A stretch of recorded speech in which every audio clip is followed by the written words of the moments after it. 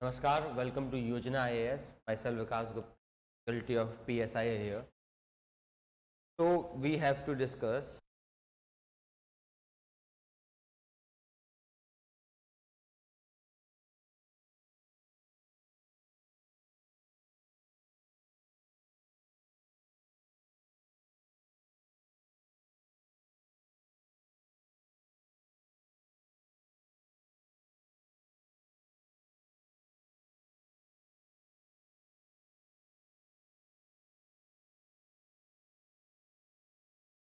नमस्कार, welcome to योजना IAS. My Vikas Gupta, faculty of PSIR here.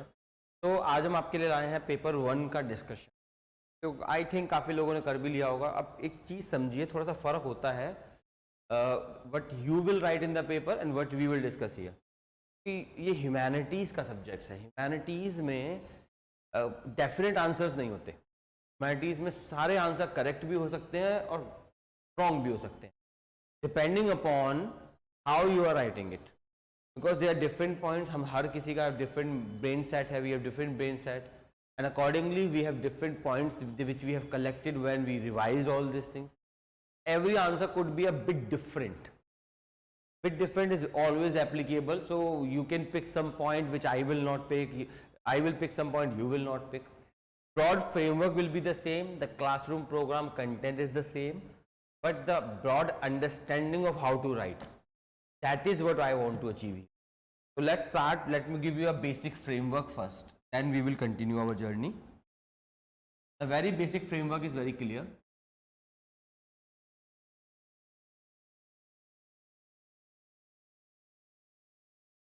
So what is the basic framework? The basic framework is you have to write an introduction. When you write introduction, first you have to find a central topic.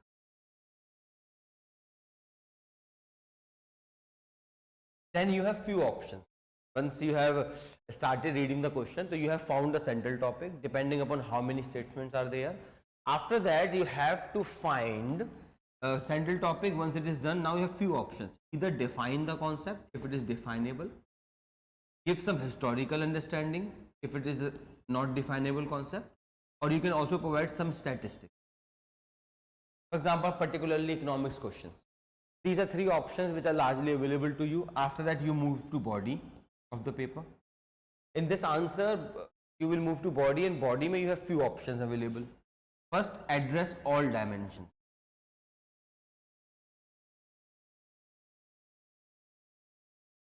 As many dimensions as have been asked in the question, you have to address every single of them.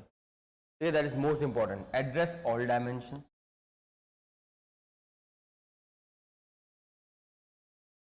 Give due space to all parts. So all the parts of the question must be given due space. It should not have happened that you address few parts in detail, leave other parts. It will not work. Address all parts with sufficient quantity of detail is very, very much critical and required.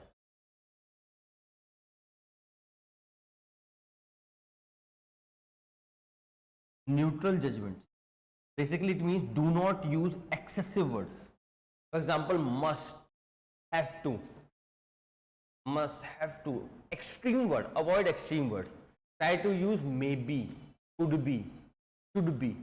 These kind of words which gives you a flexibility to counter yourself if you require later. Do not use aggressive words. So to keep these things in mind, then come to conclusion. Conclusion mein you will basically summarize your body. Whatever you have written in your body, conclusion is a summary of that and nothing more than that. Once you have summarized the body, it's fine. If you are finding it hard to summarize the body, sometime as a cheat rule, you can rewrite the question itself. It becomes easy, rewrite the question and you are done. Then comes way forward. Way forward is applicable when the question does not ask for suggestions. There is a question where you can give suggestion but suggestions are not asked. Then you will write a way forward, maybe 2 or 3 points. At most I would suggest 2 points. But if the question asks for suggestions, then you will not write a way forward. You will write suggestions before conclusion. So it will be introduction, body, suggestion, conclusion. If suggestions are mentioned in the question itself, if not, then introduction, body, conclusion and way forward. This is a broad understanding of how you categorize your answers. Now every answer is unique. Let's see quickly. Let us not waste our time, and quickly let us start with the questions. Question number 1, normative approach in political science. You have to talk about normative approach. Introduction में you will define what is normative approach. We already know what is normative approach. Approach that focus on norms, values, tradition, like Plato. Plato is considered the father of political philosophy. So you can mention as Plato emphasized on the idea of justice. These are normative approach, where you focus more on norms, values. That is the normative approach. Simply give a definition here. You can quote Plato if required, who emphasized on idea of justice, on knowing the idea of good governance. These kind of thing he emphasized.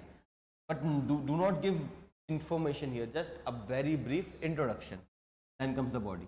Body may, because it says normative approach in political science, so you will write first some some scholars belonging to this. Prime of them is Plato. Other scholars are also present. Hegel is also there, kind of normative, who said that state is God. Okay, so these kind of scholars you can pick. You can quote one of their ideas, like Plato emphasized on ideas, idea of justice, emphasized on idea of good governance. Hegel emphasized on a normative state, particularly the state is God kind of ideas. Okay, you can talk about that. Then you will talk about features of normative approach, because the question is not on Plato, the question is on normative approach. Second part, you can write features of normative approach. Features are, they are value oriented, they are analytical, they are philosophical, they are future looking. Some 4 or 5 points you can provide. Do not write more than 3 points, I would suggest. Then move to issues with normative approach. You can here quote David Easton, for example. David Easton criticized normative political theory for being stationary, for being relegated to the past. Criticize them armchair theorist. Such kind of criticism you can write, armchair theorist, and so and so forth. That's why he gave behavioralism, we know. So some scholars, some features, some issues, and then go to conclusion. Conclusion you can write, thus from our analysis we can see normative approach basically revolves around the question of what ought to be. Revolves around the question of what ought to be. It has a lot of strength and it has some weaknesses that led to the evolution of behavioralism. That's it. Very easy question. I don't think it was very hard. It was class book example. If you have attempted classroom program, you can write this. Next, multicultural perspective on rights. Very easy. I again believe it's an easy. Intro. You have to define what is multicultural.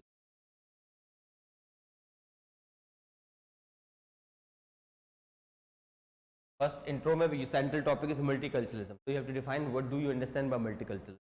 If you have some scholar like Isaiah Berlin, talk about value pluralism, you can quote. If you have Bhikkhu Parekh, so any scholars you can pick. And body mein multiculturalism of right. So first you will give a very brief idea, history of multiculturalism. Particularly you can write multiculturalism is basically against uniformity.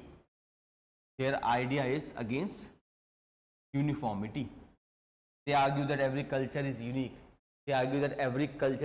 Maybe every culture could be right. They are against subjugation of one values to another. These kind of things you will write. Then write some scholars. We know multiculturalism, and we have Bhikkhu Parekh. You can write the arguments of Bhikkhu Parekh, how Bhikkhu Parekh views multiculturalism and the rights. You can write Vilkyamlika and his argument regarding multiculturalism, that is a broad multiculturalism and narrow multiculturalism, we know that. Required, you can also write Isaiah Berlin's and the argument of value pluralism. Any scholar that you have read, you can write. At most 2 or 3 scholars, you are done. Do not write 5 or 6 scholars, 2 or 3 scholars are done. Then multiculturalism, of course you have to write issues also. The issues is particularly, you can quote example from India also, UCC, Uniform Civil Code, a dilution of multiculturalism basically. Okay, so some issue you can point 1 or 2 issue, it leads to division of society, for example, where scholars like Amartya Sen emphasized on having a uniform civil code. Historian, you can quote historian Romila Thapar also. Whatever you have read. So you have to write 2 or 3 points on issue, then conclusion. Again, very textbooky example. So if you have attempted classroom program, you can write this question also, not nothing. State of nature is a state of war. Very static question. Everyone knows this. Everyone. Introduction mein, because the central topic here is state of nature is a state of war. Define state of nature. You will define state of nature in introduction. What is a state of nature? We know a state of nature is a scenario where there is no state. It is an intellectual exercise by scholars to understand the world without state. These are two kinds of statement you can give anyone. Like Hobbes is one of the social contract. Then body may you will start with Hobbes. You will start with Hobbes, and Hobbes emphasis on nature of state. We know Hobbes' nature of state was poor, brutish and short.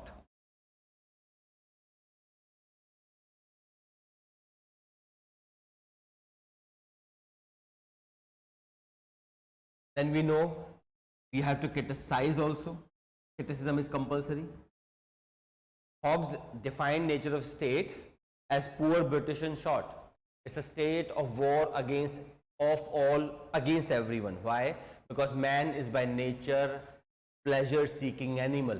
After experiencing one pleasure, it wants to experience another pleasure, and this craving for pleasure never ends. To secure this pleasure, man looks for power. Craving for power also never ends, and ultimately everyone craves power. It leads to war. I believe it's very, very static and easy to write. The state of nature defined here. Hobbes has talked about state of nature, and Hobbes has created a Leviathan state, an absolute state. You will write that here. After that, you will carry out criticism. That Hobbes' state of nature is based on biased understanding of human. For example, feminists argue it's a man's perspective of human nature, not woman's perspective. For example, scholars argue that it is scholars argue that every thinker of the child of his time. Hobbes witnessed a different revolution between the Puritan one. So he had a negative perception. Locke has a better perception. You can write that. Criticism. Required, so you can write one para on Locke also, if you require. One para contrasting and comparing Hobbes and Locke's state of nature. Last conclusion. So very bookish exam, bookish question. All questions, I believe it is also very easy one. Nothing hard to write here. Next. Foucault's concept of power. Again, very static question. We already know what is Foucault's concept of power. First, because the central topic here is power. So you will define what is power. Power is the ability to get things done even against the wish. Simply stating. Then comes to body. Start with what Foucault has talked about power. Foucault has talked about power, that knowledge is power.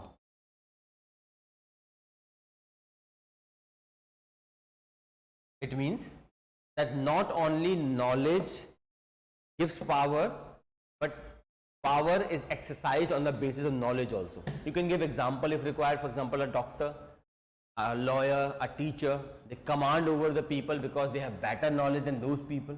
For example, you all people are trying to study for me. Even we have kids. I have students who are older than me in age, literally older. So I am younger, they are older, still I am their teacher. Why? I have knowledge. With knowledge comes power, and because of this, even that person is older and has served in various kind of jobs, still in front of me that person is inferior. Why? Because I have the knowledge of UPSC, he doesn't. He's trying to grab that knowledge, explore that knowledge. So you can quote any example here. So debate about this, I will say you will write around 2 paras because that's a short answer. Then of course, without criticism nothing follows. You will criticize this perception of knowledge is power. You can use other theories emphasizing that if sometimes power preserves knowledge also. For example, after a war, if the ruler is not powerful, their traditional knowledge is destroyed by the other person. So not only knowledge is based on power, so not only knowledge is power, but sometimes power required to preserve the knowledge. Okay, so such kind of 1 or 2 point of criticism or limitation you can write. And lastly, we know conclusion mein you can write, thus from above analysis we can see that according to Foucault, knowledge is power. However, however, sometimes even power is required to preserve the knowledge. As we can see, the weaker communities' knowledge disappears from history. This has been the same. You fight a war, you win the war, you burn the history of the opposite party. Your knowledge has been burned because I am superior to you in terms of power. So you can write this kind of thing.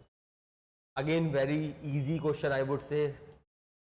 Next, decline of political theory. Again, very easy, we already know this. So intro mein you will define what is political theory. We know already what is political. Intro mein you will define what is political theory. After that you will move to body. Body mein you will talk about political theory. So of course you have to talk about David Easton and his emphasis on decline of political theory. Then you know the behavioralist movement. After that you will move to post-behavioralism.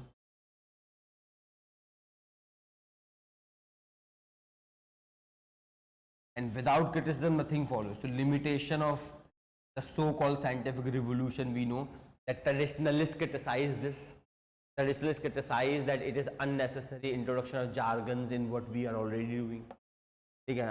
Another thing, that there are very few places you can apply this scientific analysis. So we all know it's a very static question you will write here. So what is political theory you will define in intro. Then in body you will start with David Easton's criticism of decline of political theory. Then his emphasis on behavioralism, 1 or 2 points about behavioralism. Then post-behavioralism, that is value plus fact. Behavioralism was basically focusing on actor level analysis. But when it was criticized for not giving due space to values, post-behavioralism came in the form of critical theories. Okay, you will write that. And then limitation, lastly conclusion. I believe it's also very static. Chaliye, fine. Next, now come to the bigger questions. Success of contemporary democracies lies in the state limiting its own power, explain. Now this is a combination of current affairs and political theory. We have already done theories of democracy. So introduction mein, the central topic here is democracy. Define democracy, any scholar you have, be it Abraham Lincoln's definition of the people, by the people, for the people, or any other definition that you have, you can write.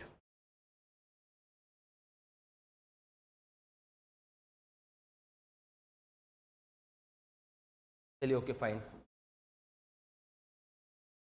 Next, body. Body mein you have to write 2 parts here.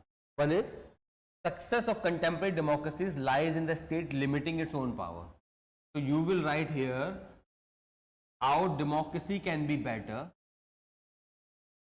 if you have limitation of state's power. And for this you can use theories like pluralist theory of state. You can use argument from pluralist theory of state, Lasky, McIver. You can even pick argument from functionalist theory in IR.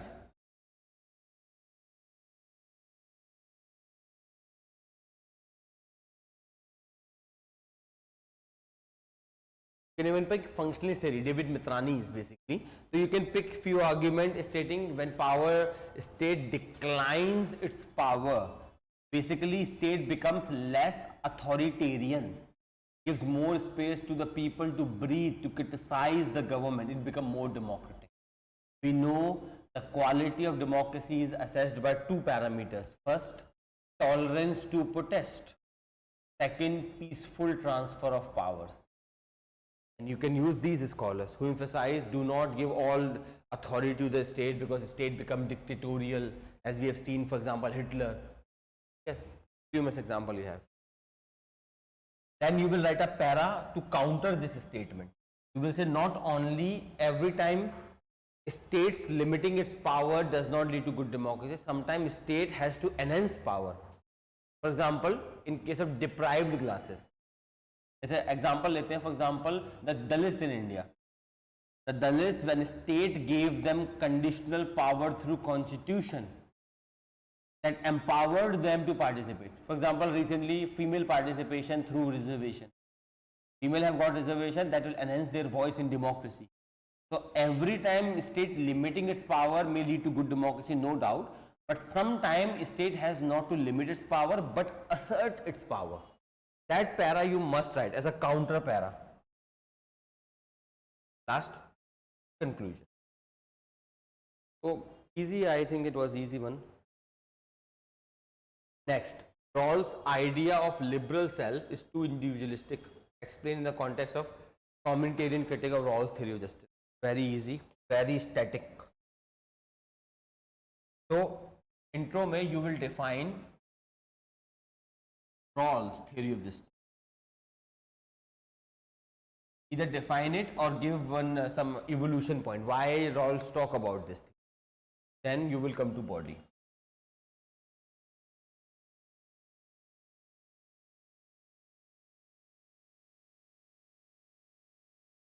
Okay. The central topic here is not Rawls. Actually, central topic here is individualism and justice.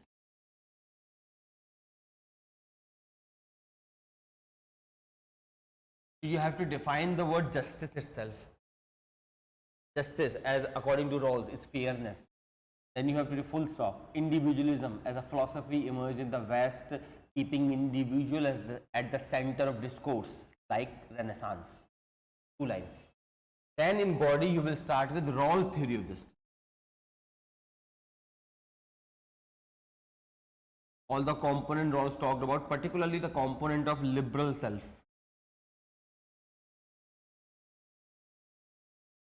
What Rawls has to say about liberal self, the so-called argument of wheel of ignorance behind the original position, all these individualistic negotiation in the social contract, all these things you already know, very class book program, you can easily write here.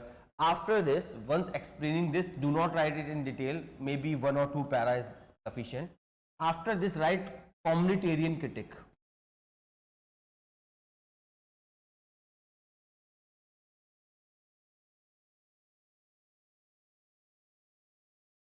You can write the communitarian criticism.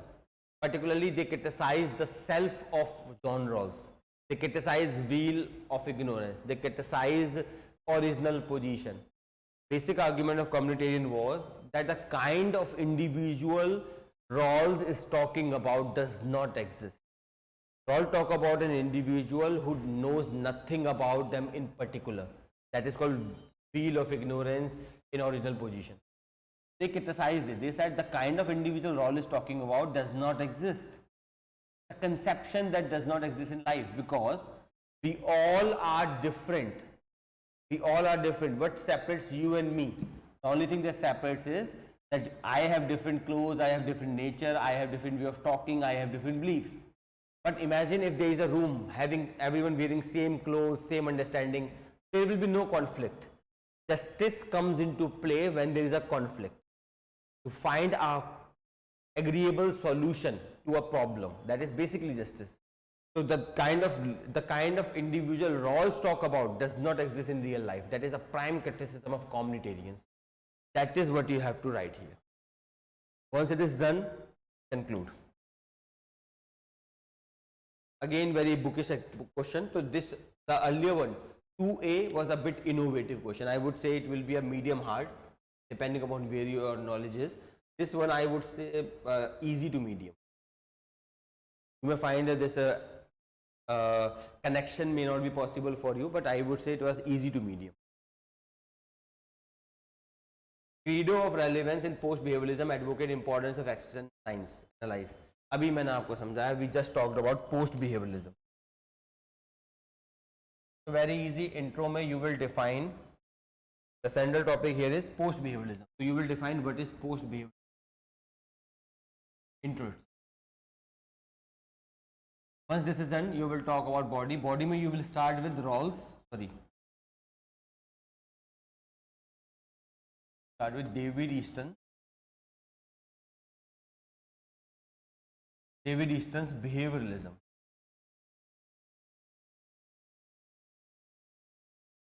You will start with David Easton's behavioralism. The point of behavioralism David Easton had, you will write that. Immediately you will criticize that why behavioralism was criticized, because behavioralism talked about fact and negated the values. Then it was followed by credo of relevance. Credo of relevance was basically the lecture of David Easton, credo of relevance.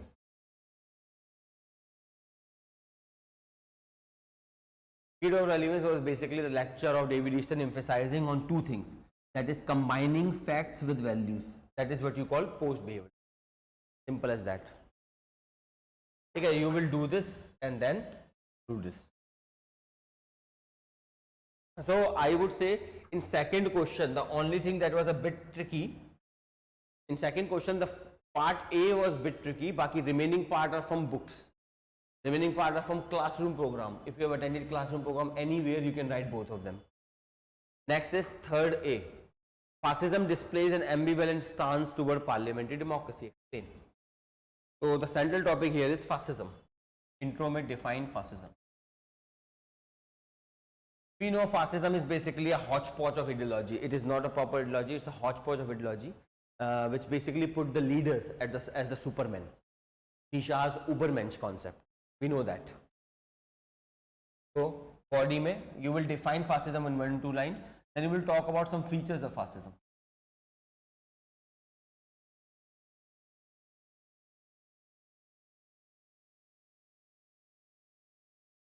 Some features of fascism, particularly, then you will talk about how fascist sees democracy, particularly parliamentary democracy.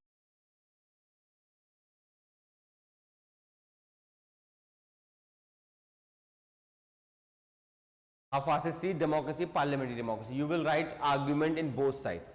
How fascists see democracy as a tool to bring the will of the people. Then you will also see that majorly fascism does not believe in parliamentary democracies. They believe that democracies are nothing more than talking shops, as said by Mussolini himself. Hitler also diluted the democracy of Germany to create a sovereign supreme state. He became the Führer kind of king, you can call him. That you have to write. After this, you can also write recent crisis. Because recently we are seeing there is a new brand of fascist coming to power. These are known as soft dictators.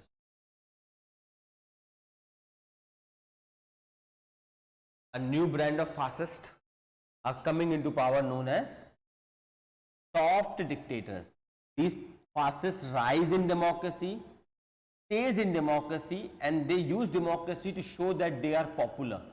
Do not kill democracy, they keep democracy to show that they are popular particularly. Okay. So this is the recent analysis. Basically, I am talking about Sergei Gurev's analysis. You can write this also.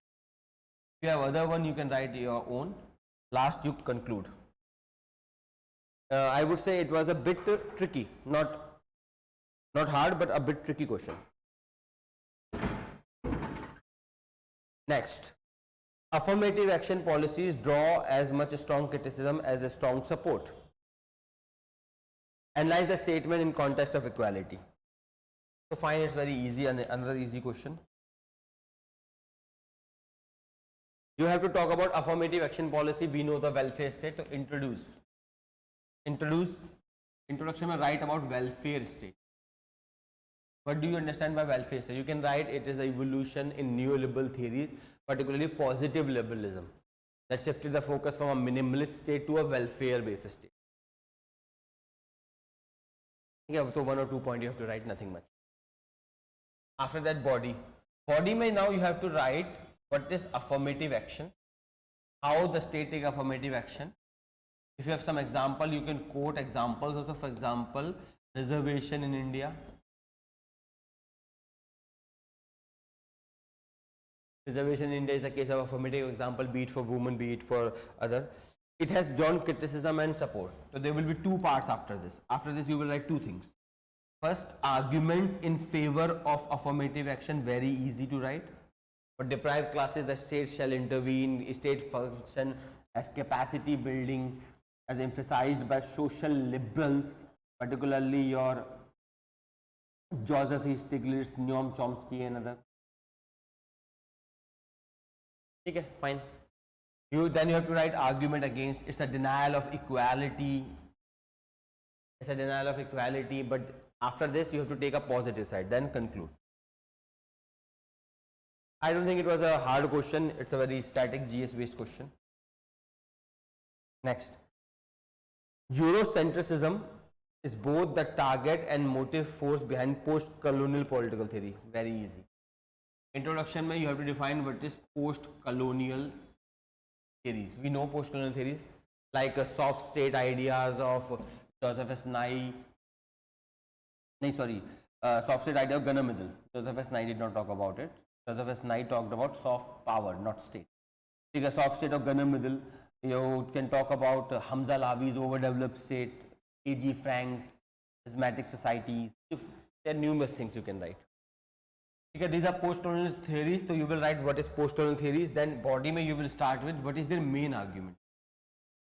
What are the arguments about them? You can write about soft state here. That is a Gunnar-Myrdal soft state. You can write about overdeveloped state. However, overdeveloped state is from Marxist analysis. You can also talk about A.G. Frank's analysis. You can write about Samuel P. Huntington analysis. So choose anyone, avoid this one because this was Marxist analysis and question is against liberalism. So write soft state, A.G. Frank, Samuel P. Huntington, and other one you know, so you can write that also. After this, criticize them. Criticize them for what? Criticize them for biases towards Europe, and it is the so-called soft state does not account for historical, does not account for colonial rule, because colonial rule created number of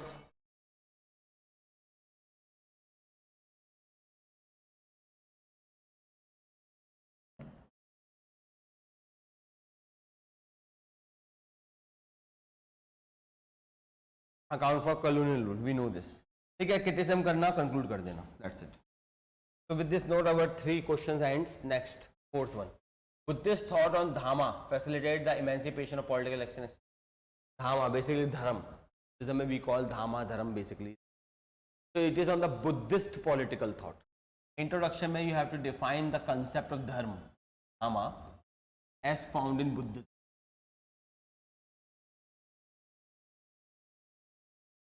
How Buddhist scholars or Buddhism particularly talks about Dharam, how they see Dhamma. Body. Now body mein you have to link Dhamma or Dharam or the duty. The real conception of Dharam in India is duty. Duty with respect to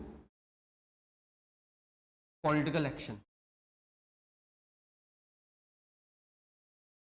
You can talk about the casteism. He talked about kings should be neutral toward the casteism. He told there should be no casteism, the equality of people. These are all very liberal values.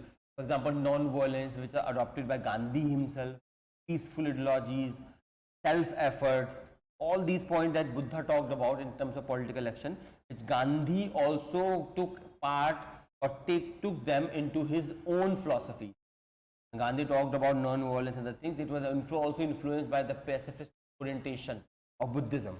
So these all things you have to write that, and you can use example of Gandhi in this if you required, another example if you have, and then conclude very simple. Next, the legal subordination of one sex to another is wrong in itself, and now one of the chief hindrances to human. Basically, it's about women rights. So basic they have used the word J.S. Mill. It's a statement of J.S. Mill, but the question is on women's right. So you have to write feminist theories. But J.S. Mill's arguments are very necessary.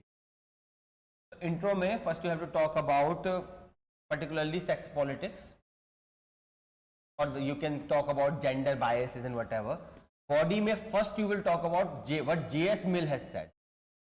J.S. Mill on sexual discrimination. After this, you can talk about feminist politics. Various feminist scholars, you can pick anyone, including from IR, diversify. Talk about Hillary Clinton, emphasizing that women rights are human rights. Without women rights, there is no human rights, and without human rights, there is no development. We know this.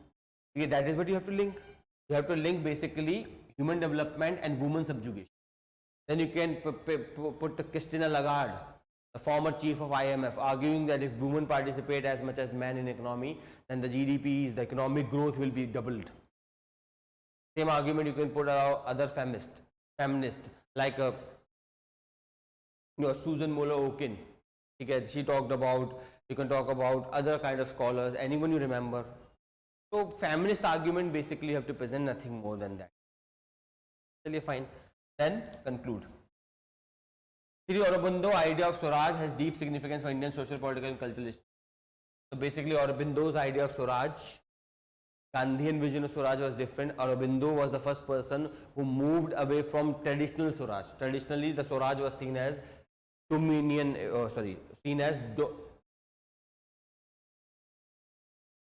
traditionally the Swaraj was not complete autonomy. It was a dominion effect basically.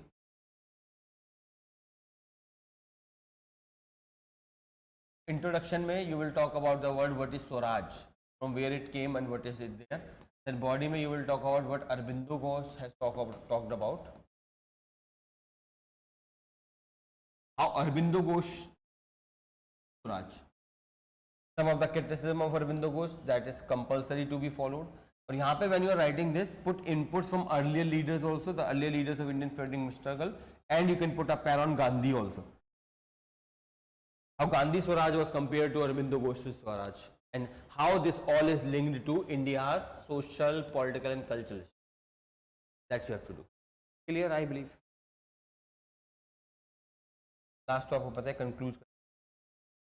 Next, section B. Imprint of British Constitution, Indian Constitution, very static question we all know. Basically, it is said that there was no in India. In 1947, India did not gain independence. It was a transfer of power. We know everything. We have borrowed from Britain parliamentary democracy. Particularly parliamentary democracy, we have borrowed cultures, tradition and practices of Britain, a large number of them. We have borrowed the same civil services, the bureaucracy, the strong pillar of British Empire basically in India. Anyway, these all things you have to write. Next is environmentalism of poor. Basically, these are the argument of scholars that there is a difference between environmentalism of rich and environmentalism of poor. So, kuch nahi hai, you have to write the analysis that you already know with respect to studies that in developing countries they are more concerned about economics. For example, Chipko Andolan. Chipko Andolan was not only to protect the trees, it was associated with the economic question of trees. The people of the Chipko Andolan, they were concerned about environment, no doubt, but their main concern was their own livelihood, and that inspired their environmental. These are arguments. Then you will criticize this argument as has been criticized. These are Eurocentric understanding. You say that Western people believe in this. उसी की बात है, environmentalism of poor. Function of district planning committee, we know from Panchayati Raj system, you have district planning committees who consolidate the plans created by the the block panchayat and village panchayat. The Gram Sabhas prepare along with village panchayat a plan that goes to block panchayat, block send it to district panchayat. In district panchayat you have something called district planning committee. It basically bring all the plans of metropolitan planning committee, metropolises as well as the villages, that is panchayat and municipalities, both come together. It create a district development plan which is sent to the state development committee, which then create state development plan. So we know this role. Functions we know. We have to highlight weaknesses. They do not have power. Their plan are often overlooked. They often become a subject of state power only. This point we already know. So ये भी easy था. सत्याग्रह and Indian nationalism we know Satyagraha. Gandhian vision of सत्याग्रह. सत्य आग्रह. How Gandhi talked about Satyagraha, how it transformed Indian national movement. You have to link two parts here. National Commission for Minority, very easy, static. I believe all questions are very easy. National Commission for Minority, we know about National Commission for Minority and what is the issue there. It was established for minorities and it has been called by T. Ahmed, who was the former chief of National Commission for Minority, as a white elephant. White elephant means it has been introduced but it is incompetent. because it has not published reports for a long time, and no government take it seriously. It has no powers, no capacity, and no functioning. These are all things we know about National Commission for Minority. Introduction में you will define what is National Commission of Minority, why it was established. Then body में you will start with the law created for National Commission for Minority, some features you have to give National Commission for Minority, then criticize what are the issues with it, then conclusion, and then you can write way forward, 1 or 2 points how to make it better.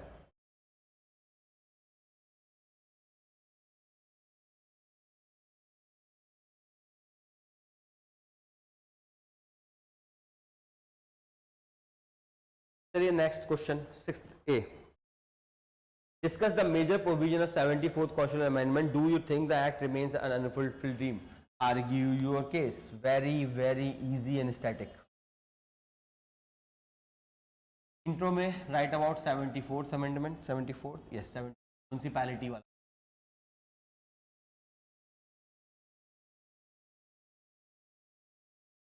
Body में start writing the features.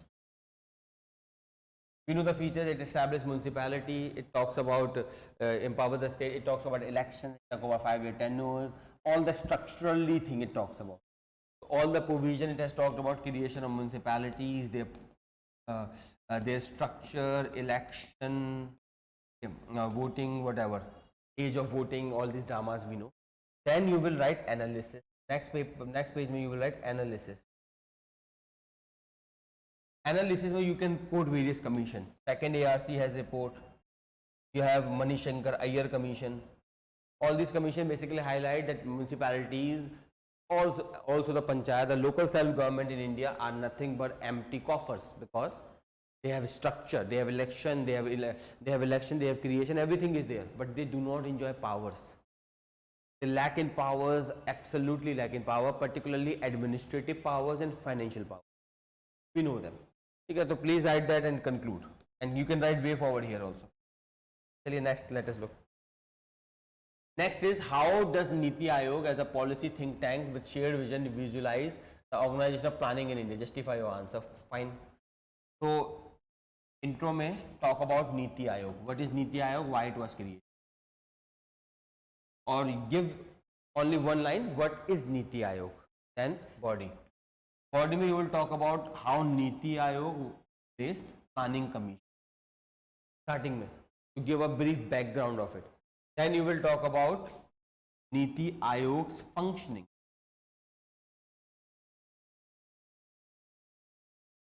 How Niti Aayog functions basically. That is what it is asking. How does Niti Aayog as a policy think tank with shared vision visualize reorganization planning in it?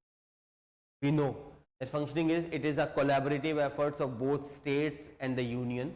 It does not impose its agreement. Niti Aayog even covers private sectors, not only government sector. It analyzes them, it recommends suggestions, do not impose them on planning, and it is more of a neoliberal world that we all know. These things you have to write. Then you can write some criticism also, that it is too near to the government to be a think tank. A think tank is one which is autonomous, but the Niti Aayog is so near to the government, you cannot call it properly autonomous.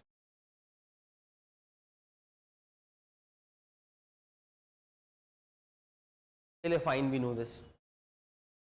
Next is the Constitution of India. The Constitution of India is the cornerstone of the nation. The granular stone. How you would analyze this? Let's see. It's a bit innovative, but a good question. Introduction में you will talk about a brief background of Constitution of India. Now it's an innovative question, so you can write various dimensions here. Give a brief idea, background of Constitution of India. It was enacted at this date for this purpose, whatever. And then you will talk about various dimensions. Talk about political dimension. How Constitution of India through reservation, through equality, through sovereignty has empowered the people of India. Talk about cultural dimension. How its rights, like Article 29 and 30, protects rights of everyone, including minority rights, particularly of language, script and culture. Then we will talk about federalism, how it allows the Indian state to continues within a broader paradigm. We know the economist has defined India as a continent masquerading as a nation.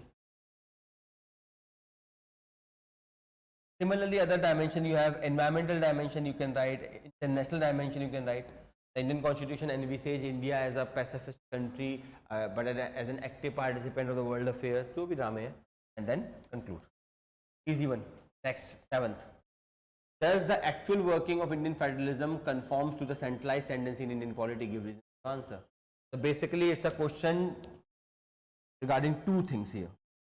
You have to talk about two things: federalism and centralization tendency.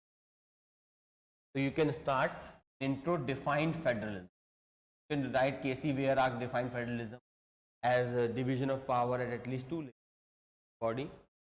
Now, body may you have to link two things. Federalism in India. Start with some constitutional provision of federalism in India. India established federalism at 3 levels, particularly the union, the states, and the local bodies. And with that, they have constitutionally divided power. Under Schedule 7, they have list. They have financial division of power, administrative division of power, legislative division. However, then you will write something about that Indian federalism is a bit weak because of the presence of unitary looking like constitution. Then you will write some scholar like Alexandrovich, K.C. Weirach's argument. Alexandrovich is not either constitution of federal or unitary. There is nothing called quasi-federal. K.C. Weirach, India is a quasi-federal. Canville Austin, India is a cooperative federation. Modi's argument that India is a competitive federation. All these arguments you can put here. So constitutional provision of federalism. Why India federalism is weak? The reason of you can talk about J.P. Narayan, who emphasized that Indian parties have tendency to centralize power. Then you can talk about the rise of soft dictators concentrating power. Then you can talk about the lack of internal party democracy that ultimately lead to dynastic politics and ultimately lead to concentration of power in the government itself. This high command culture. All these things you can write which weakens India's federalism. Then some scholars analysis, and then. So I would say it was a bit innovative, but okay question. The main goal of fundamental duties in the Indian Constitution is to generate civic responsibility among citizens. I would say this paper is too easy. Whereas after I have analyzed both papers. So as far as I can see, the paper is easy. Means the scoring of marks will be easy to do here. Easy paper tha. Sufficiently easy. Intro. Fundamental duties. So you have to define fundamental duties, give a bit historical background if required. So I would suggest define, because these are definable concepts. These are duties which are responsibility of the citizens to have a general public sense. Then body may start with the constitutional amendment, Soren Singh committee and this drama, whatever happened.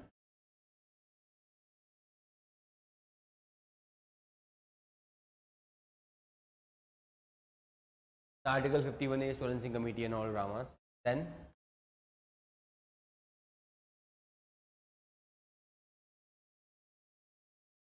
okay, then provide a list of fundamental duties. Criticize them. Some are vague, some are too much, some are non-enforceable, some are enforced, and anyway these are the part of socialist and communist and fascist constitution. All dramas. Conclude. Okay, easy. Dr. Ambedkar's clarion call: educate, agitate, organize. थोड़ा अलग लिख दिया इन्होंने, ऐसे नहीं होता. Educate, organize, agitate. ठीक है. Strategize the Dalit movement toward achieving civil liberty. Okay, fine. Intro में talk a bit about Ambedkar himself.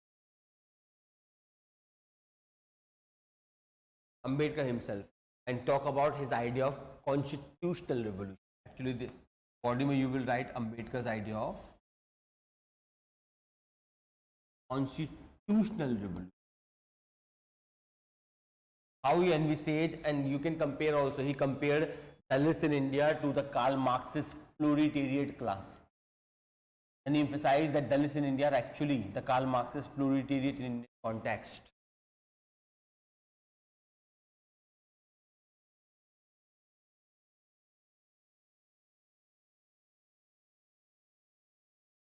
Last में you will write conclusion. Okay. Dalit revolution, इसमें you can use this word educate, organize, agitate. QA. Conclude.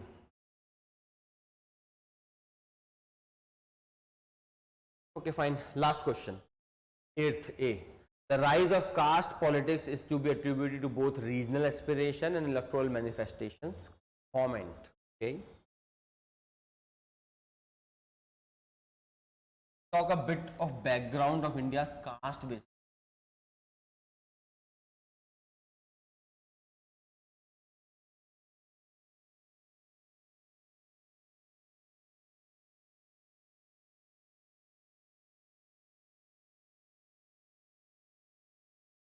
Then body में you have to do is link caste politics to two dimensions.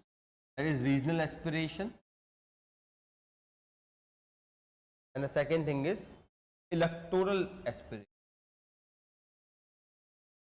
So regional aspiration, there are some regions that are some parties which are having different caste and they have different caste combination.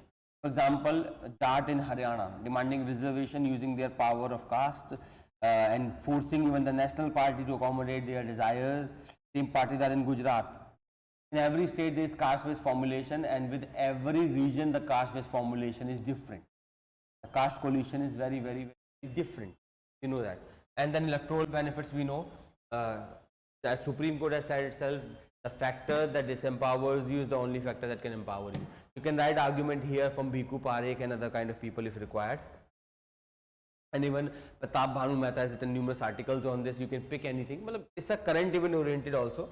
You can talk about Yogendra Yadav, caste plus politics, Bhikkhu Parekh's ideas of casteism, Kastaffi Jeffalots. So all these people write even today. You can pick their argument, put there, and then conclude. Easy one. The decade of, next question, 8th B. The decade of 1989 to 1999 has created an epochal shift in the Indian party system at the national level. Identify the major national trend in the party system during this era. Basically, they are talking about the era of coalition politics. Intro may talk a bit about 1989 to 1999. Basically, the era of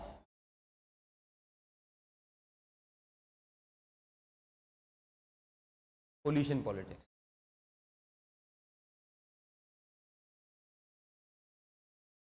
Then body may link this coalition politics and how national trend. Okay, fine. Coalition politics, you can find the creation of too many MPs wala concept. Too many prime ministers. Every party thinks that their leader is a prime minister. There is too much diversion of power. Okay, you will talk. These are negative points. Too many prime ministers. You talk about weak governments. You can talk about unstable governments. Then you will talk about benefits or good points. You will talk about common minimum program evolution, and then Kastaffi Jeffalots analysis that most of the revolutionary things were done in India during coalition period itself, during this period when we became a nuclear power also. Some point in benefit, some point against, and then conclude. Last point, last question. Do you agree that over the years Supreme Court has become a forum of policy evolution? Justify your answer. Basically, it is a question of judicial governance. Intro mein you can talk about Article 141 that basically talk about law declared by judiciary, and if you want, you can talk about judicial review also. Article 13, up to you. Just talk about this, the power of judiciary to review, which is constitutional power. Then body mein you have to talk about judicial governance. It's a hot topic of debate. Judicial governance mein you will talk about, of course, Article 141, Article 13, Article 142, Article 144 that empower Supreme Court for a lot of things, and Supreme Court's assertion over time. Take example, Article 142 allows Supreme Court to pass any order, any decree to do complete justice, for which it has even appointed Lokayukta of UP. Lokayukta of UP is an appointment person that involves only and should involve government only. It was not the power of judiciary, but judiciary did that. You can take an example of Uttarakhand High Court. which regularize the workers, then Supreme Court stopped it. In AITUC case, Supreme Court itself said that the courts should not be the part of public policy making, but nonetheless they are becoming this. So these all arguments you have to present here and then conclude. Fine, you can put any scholar if you have read anyone in current affairs, so आप वो भी लिख सकते. So I have tried to give you what you can do, because फिर मैं बताऊंगा that these are humanities paper. यहाँ पे there is no definite answer. There is a just broad general guideline that I can give you. It's the art of skill that you have to develop of writing answers. Okay, fine. I hope you got something out of today's session. With that note, do tell us if you like something or if you want us to improve something. Bye bye. Jai Hindustan.